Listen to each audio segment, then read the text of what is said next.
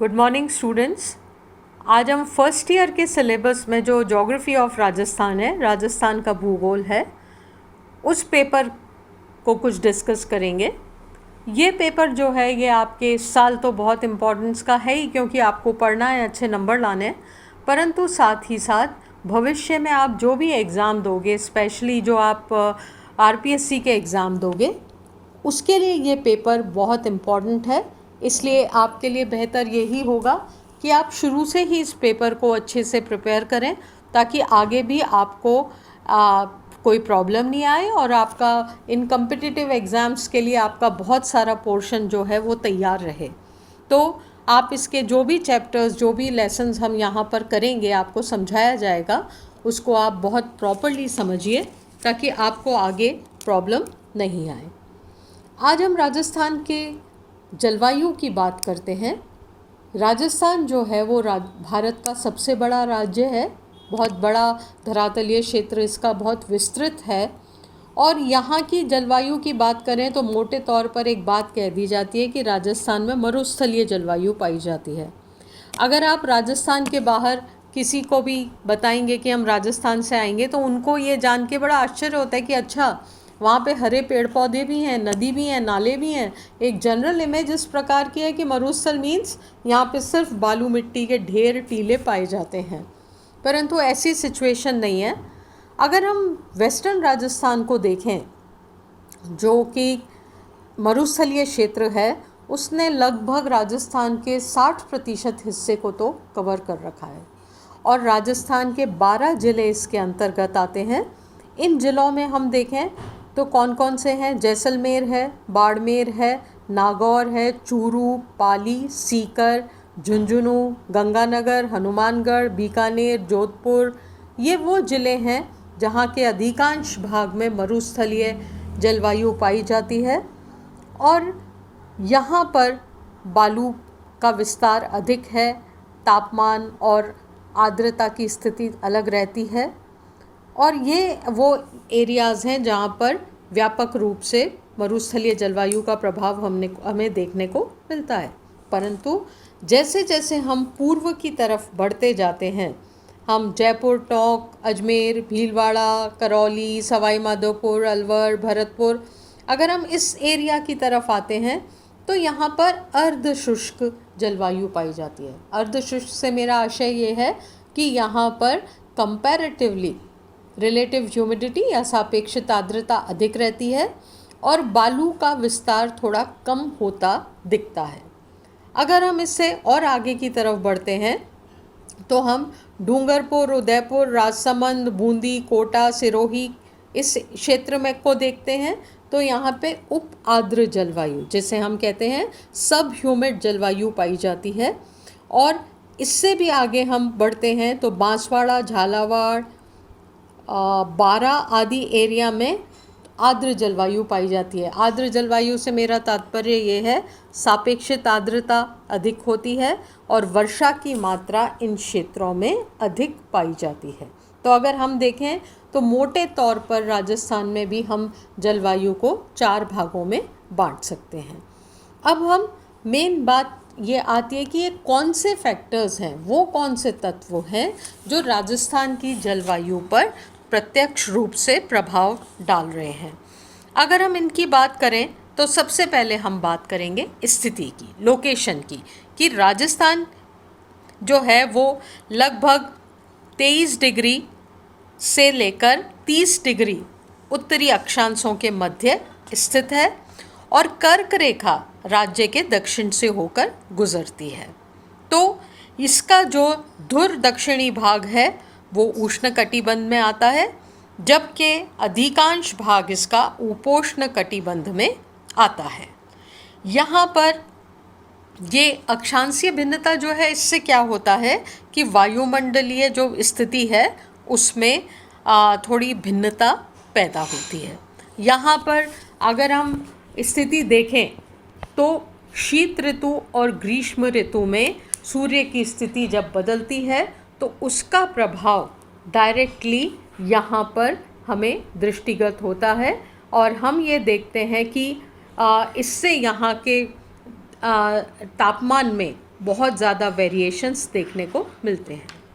दूसरे पॉइंट पे हम आते हैं, समुद्र की दूरी की अगर हम बात करें तो राजस्थान जो है ये एक लैंडलॉक राज्य है, अर्थात यहाँ से समुद्र पर्याप्त दूरी पर है।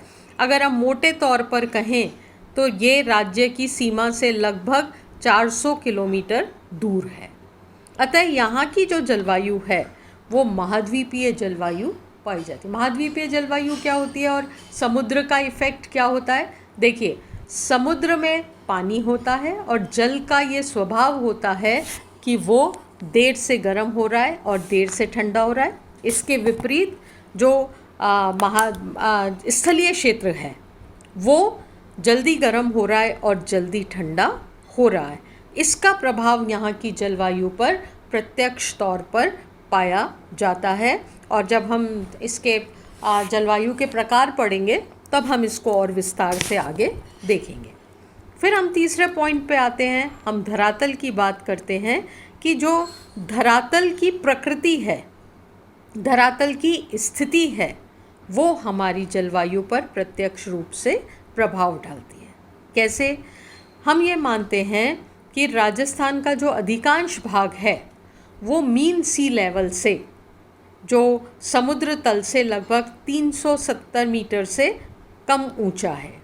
अगर हम अरावली पर्वत को छोड़ दें और दक्षिण पूर्व के पठार को छोड़ दें तो इन एरियाज़ में ऊंचाई सबसे ज़्यादा पाई जाती है। अर्थात जो यहाँ का राज्य का लगभग जो 60% क्षेत्र है जो पश्चिम के 12 राज्यों में पाया जाता है, उसमें ज़्यादा पहाड़ी हिस्से नहीं हैं। वहाँ पर 300 मीटर 370 मीटर से कम ही ऊंचाई वहाँ की पाई जाती है। इसके अलावा जो पठारी क्षेत्र है, जो अपने ये बांसवाड़ा के आसपास का क्षेत्र होता है, वहाँ पर भी इस प्रकार की स्थिति पाई जाती है। और इसका इफ़ेक्ट जो है वो यहाँ के तापमान पर पड़ता है और इसीलिए यहाँ पर ग्रीष्म के समय में जो दिन का तापमान है कभी कभी वो 50 डिग्री सेल्सियस तक पहुँच जाता है और रात्रि का तापमान जो है वो कंपैरेटिवली काफ़ी कम रहता है। और ऐसी स्थिति कई सारी डिस्ट्रिक्ट्स में यहाँ पर देखने को मिलती है। इसके विपरीत सर्दी की ऋतु में तापमान कहीं कहीं हिमांक बिंदु से भी नीचे चला जाता है, कई जगह पे पाला भी पड़ता है जो कि फसलों को बहुत बड़ी मात्रा में नुकसान भी पहुँचाता है। अगर हवाएं पश्चिम की तरफ से आती हैं तो वो उनका स्वभाव ही है कि वो शुष्क और गर्म होती हैं और जब वो राजस्थान से होकर गुजरती हैं तो यहाँ के तापमान को और बढ़ा देती हैं। स्वाभाविक तौर पे तापमान बढ़ जाता है और वो हवाएं शुष्क होती हैं, इसलिए वो आर्द्रता की मात्रा पर भी प्रभाव डालती हैं। आर्द्रता की मात्रा भी उससे कम हो जाती है और एक सूखापन सा यहाँ की जलवायु में आ जाता है। वो फसलों को भी नुकसान पहुँचाता है, मानव शरीर को भी नुकसान पहुँचाता है। तो ओवरऑल जो नमी है वातावरण की, वो नमी कम हो जाती है। सर्दी की ऋतु में क्या होता है कि ये हवाएं शुष्क होने के साथ साथ बहुत ज़्यादा ठंडी भी हो जाती हैं, इसीलिए तापमान बहुत तीव्र गति से गिर जाता है। तो ये इफ़ेक्ट यहाँ पर आपको धरातल की विभिन्नता के कारण देखने को मिलता है। इसके अलावा आपको पता होगा कि राजस्थान में विश्व की प्राचीनतम पर्वत श्रृंखलाएँ, जिसको हम अरावली पर्वत श्रृंखलाएँ कहते हैं, वो फैली हुई हैं और उसका विस्तार किस प्रकार से है? वो उत्तर पूर्व से दक्षिण पश्चिम की ओर फैली हुई है और राजस्थान को कणवत रूप से काटती है। अब अगर हम इसके अरावली के विस्तार की बात करते हैं तो इसका विस्तार अगर हम देखें तो दिल्ली में ये माना जाता है कि रायलसीना हिल्स से लेकर ये अलवर होते हुए ये गुजरात में हिम्मतनगर और जो पालनपुर ज़िला है वहाँ तक फैली हुई हैं। ये विश्व की प्राचीनतम श्रृंखलाएँ हैं और ये यहाँ की जलवायु पर बहुत ज़्यादा असर डालती हैं। अगर हम इसके इन पर्वत श्रृंखलाओं की दिशा के कारण यहाँ पर वर्षा ऋतु में दक्षिण पश्चिम से उत्तर पूर्व को बहने वाली जो मानसूनी हवाएं हैं वो इसके सहारे सहारे बेरोक टोक हिमालय पर्वत तक पहुंचती हैं। इसके सहारे सारे उड़ती हैं, इनकी मार्ग में कहीं पे भी कोई रुकावट नहीं आती है और ये ऊपर तक, उत्तरी भाग तक पहुंच जाती हैं।